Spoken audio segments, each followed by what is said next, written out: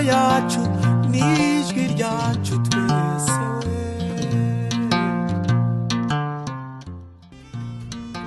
One Nation Radio.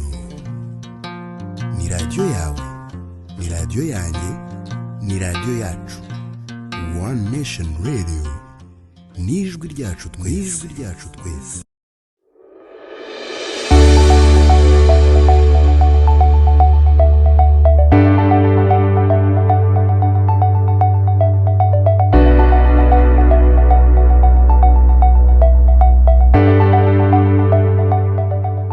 Ayinyaa, ngenda Umunyarwanda Kanuni n'andi menshi. Aya namwe mu magambo atazibagirana yakundaga kuvugwa n'umunyapolitiki utaravuze rumwe na leta y'u Rwanda ubuzima bwe hafi ya bwose, Twagiramungu.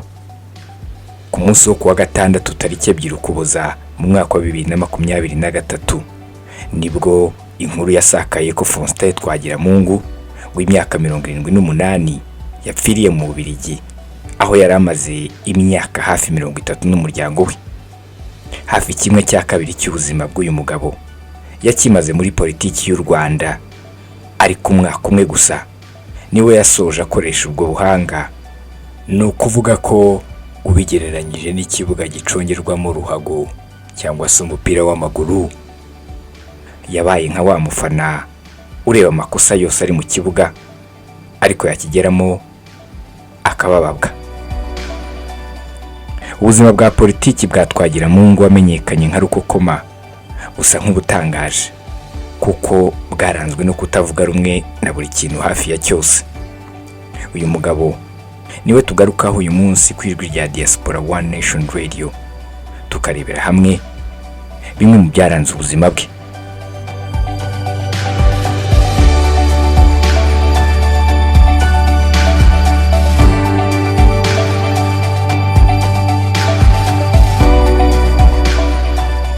Uyu mugabo yavukiye Cyangugu mu burengerazuba bw'u Rwanda, yinjira muri politiki y'u Rwanda mu 1991 ubwo leta ya Perezida Juvenal Habyarimana yari ku gitutu cya François Mitterrand wayoboraga Ubufaransa ngo hajyeho politiki y'amashyaka menshi isimbura ishyaka rimwe MRND.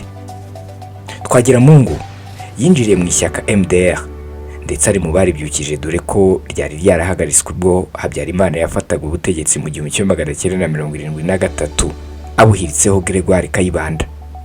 Kubyutsa MDR nabyo ariko si impanuka kuri Twagiramungu, kuko yiyumvagamo igihango na Kayibanda wamuhaye umugeni akamubera sebukwe.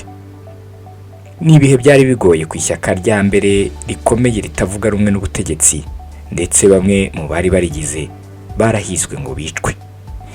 Rwigema Pierre Celestin wabanye na Twagiramungu MDR ishingwa, nyuma akaba na minisitiri w'intebe w'u Rwanda, yigeze kubwira ikinyamakuru Igihe ko kujya muri MDR icyo gihe byasaga nko kwiyahura. Mu magambo ye yumvikanye agira ati, uzi kurwana na Habyarimana afite ubutegetsi, wowe nta n'imbunda ufite. Kugira ubwo bwiyahuzi ukarokoka ni amahirwe. Ishyaka MDR ubutegetsi bwa Habyarimana bwarigeze amajanja, ndetse mu 1993 ryari ryamaze gucikamo ibice bibiri, kimwe kiyita MDR Power kiyoboka MRND Habyarimana, ikindi cya Twagiramungu gikomeza kutavuga rumwe na leta. Ubwo jenoside yakorerwaga abatutsi yatangiraga, bamwe mu bayoboke b'imena ba MDR itarivanze na MRND barishwe, barimo Uwiringiyimana wari minisitiri w'intebe, Faustin Rucogoza wari minisitiri w'itangazamakuru, ndetse n'abandi. Twagiramungu yigeze kuvuga ko nawe yahizwe indege ya Habyarimana imaze guhanurwa, bamubura bakajya kwica bamwe bo mu muryango we. Rukokoma nk'uko bakundaga kumwita, yagize amahirwe ahungishirizwa muri Stade Amahoro, ahari hari ingabo z'umuryango w'abibumbye mu Rwanda MINUAR. Nyuma ahungishirizwa mu Bubiligi, ari naho yavuye muri Nyakanga mu 1994 agiye kuba minisitiri w'intebe wa guverinoma y'ubumwe bw'Abanyarwanda. Kuba minisitiri w'intebe nabyo ntibyabaye impanuka, kuko izina rye ryari mu masezerano ya Arusha. Ubwo FPR Inkotanyi yasozaga urugamba rwo kubohora igihugu, yamuhamagaye nk'umwe mu bayifasha gusubiza igihugu ku murongo, dore ko igice cy'ishyaka yakomokagamo kitari cyarijanditse muri jenoside yakorewe abatutsi, ndetse nawe ubwo akaba nta ruhare yayigizemo. Gusa ariko nyuma yaje guhinduka. Ubwo Twagiramungu yategerwaga indege imuvana i Buruseli mu Bubiligi aje kuba minisitiri w'intebe w'u Rwanda i Kigali, uwashaka yavuga ko icyo gihe igihe cyari kigeze ngo atange umusanzu mu kubaka rwa Rwanda ruzira amacakubiri yaharaniraga. Ariko siko byagenze, kuko nyuma y'umwaka n'iminsi mike ku itariki ya 31 Kanama mu 1995 yanditse ibaruwa yegura, agaragaza ko atagishoboye gukorera muri leta y'ubumwe bw'Abanyarwanda. Twagiramungu yasubiye i Buruseli mu Bubiligi, impunzi z'Abanyarwanda icyo gihe zikinyanyagiye hirya no hino. Ibitero by'ingabo zatsinzwe n'interahamwe nabyo byari bigituruka mu mpande zose z'igihugu. Imibiri y'abazize jenoside yakorewe abatutsi itarashyingurwa, abakozi ba leta bahembwa ibiryo, u Rwanda rutaragira ifaranga, ndetse n'inkiko zitaratangira gukora. Pierre Celestin Rwigema yavuze ko ngo ikintu cyasaga nk'icyatangiye ari itangira ry'amashuri no gushyiraho inzego zimwe na zimwe, naho ibindi bice by'igihugu icyo gihe ngo byari bikijegajega. Twagiramungu amaze kwegura yakurikiwe n'abandi baminisitiri 4 barimo Seti Sendashonga wari minisitiri w'umutekano. Mu nama y'abaminisitiri yabanjirije kwegura, Twagiramungu na Seti Sendashonga bashinje ingabo za FPR kwica abantu ku Kibuye. Nyamara babivuga, Major General Paul Kagame wari vice president na minisitiri w'ingabo avuye muri ako gace gushaka uburyo umutekano wagaruka. Rwigema avuga ukuntu amakuru Twagiramungu na Sendashonga bari bafite nta shingiro namba yari afite, ahubwo ko yari arimo kwirengagiza kwinshi. Mu magambo ye yikomereje avuga ati, icyo gihe twari mu nama ya guverinoma hariya hari Mariyoti kuri ubu. Icyo gihe vice president ari nawe minisitiri w'ingabo yari avuye mu burengerazuba mu bintu byerekeye umutekano. Tugezemo rero Twagiramungu bazana ibintu bireba dosiye y'umutekano idatungana, basa n'abashaka kuvuga ko ntacyo minisitiri w'ingabo ari kubikoraho kandi ko atari byo. Basa n'abashaka kumuhatira ngo atange ibisobanuro. Rwigema avuga ko ukurikije uko ibintu byari bimeze mu gihugu, kuvuga ko nta kinzego z'umutekano zikora ngo zihagarike ubwicanyi byari birimo kwigiza nkana. Mu gitabo cyiswe A Thousand Hills, Rwanda's Rebirth and the Man Who Dreamed It cya Stephen Kainza, Perezida Paul Kagame yavuze uburyo Twagiramungu na bagenzi be bashinjaga FPR inkotanyi gushyigikira umugambi wo kwihorera ku Bahutu. Ati, iyo haza kubaho umugambi wo kwemera ko habaho ubwicanyi, byari gukorwa ku kigero kidasanzwe. Hari abantu bari bafite umujinya ndetse n'impamvu zashoboraga gutuma ubwicanyi bw'abihorera bwumvikana, ariko siko byagenze.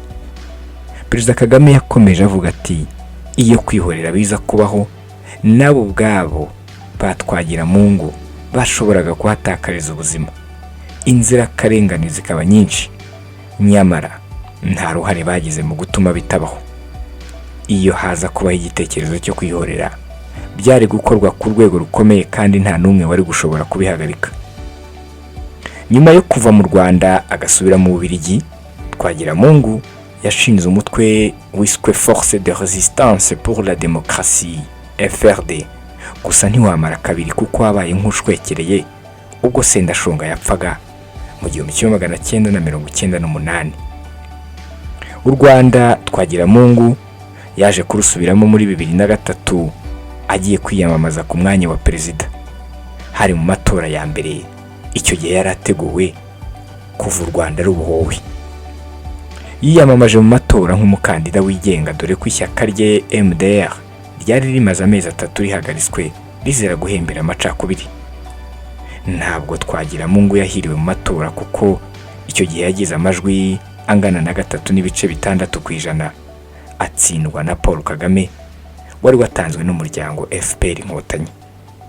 Twagiramungu yahise asubira mu Bubiligi akomereza y'ubuzima bwe bwa politiki, aho yakunze kugira uruhare mu bikorwa by'abarwanya leta y'u Rwanda baba mu mahanga.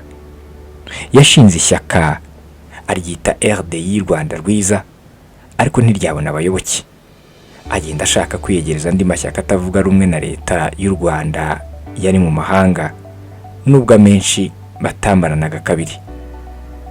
Yigeze kwifatanya n'andi mashyaka nka RNC, FDU Inkingi, PDP Imanzi na Amahoro Party, maze bihuriza mu cyiswe P5. Iki cyari gifite umutwe w'inyeshyamba muri Repubulika Iharanira Demokarasi ya Kongo. P5 yagabye ibitero bitandukanye ku Rwanda ariko icibwa intege, ndetse benshi mu barwanyi bayo baricwa, abandi bafatwa mpiri bagezwa mu butabera bw'u Rwanda.